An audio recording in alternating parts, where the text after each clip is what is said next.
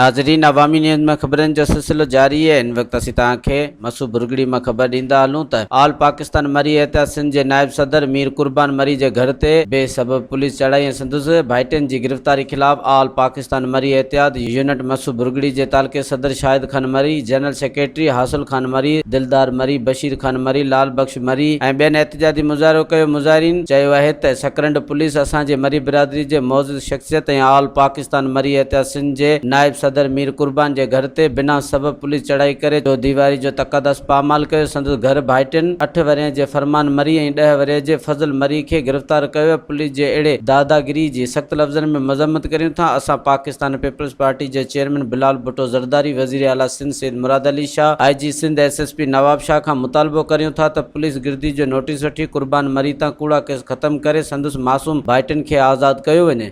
वॾा आहिनि सभु हुक्मरान ते असांजो अपील आहे त SP साहिब नवाब शाह ते अपील आहे त जेके मीर قربان मरी ते कूड़ो केस पंहिंजो सकरंद पुलिस SHO साहिब जेका कूड़ो अज़गर अहवान जेको कूड़ो केस कयो इन केस के ख़त्म करे ऐं मीर قربان अली साहिब जे घर ते चढ़ाई थियल आहे उन चढ़ाई के ख़त्म करे ऐं बाक़ी मीर قربان साहिब जे बहितरनि खे उहा नाबालिग आहिनि, नंढा आहिनि, चाहे वॾा बि आहिनि, पर हिननि खे नाजाइज़ गिरफ़्तार करे झलियो आहे त महिरबानी करे हिन छोकिरनि खे आज़ादु कयो वञे ऐं उन्हनि खे हिकिड़े खे मञे थो ॿिए खे मञे बि कोन थो।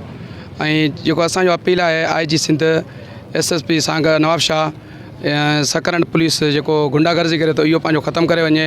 मीर قربان ते कूड़ो केस कयो आहे उहो कूड़ो केस खे ख़त्म करे वञे। रहवान हुन कूड़ो केस असांजो मौजूद शख़्स قربان मरीअ ते जेको कयो आहे बराए महिरबानी उन जो नोटिस वठनि ऐं अज़गर अहवान खे मुअतल कयो वञे। सकरंड पुलिस जेको قربان मरी साहब जे बैटरन के गिरफ्तार किया है इन्हनि के रिहा कयो वञे। मज़ीद खबरों और तफसीलात के लिए विजिट करें हमारी वेबसाइट www.awamiNewsHD.com।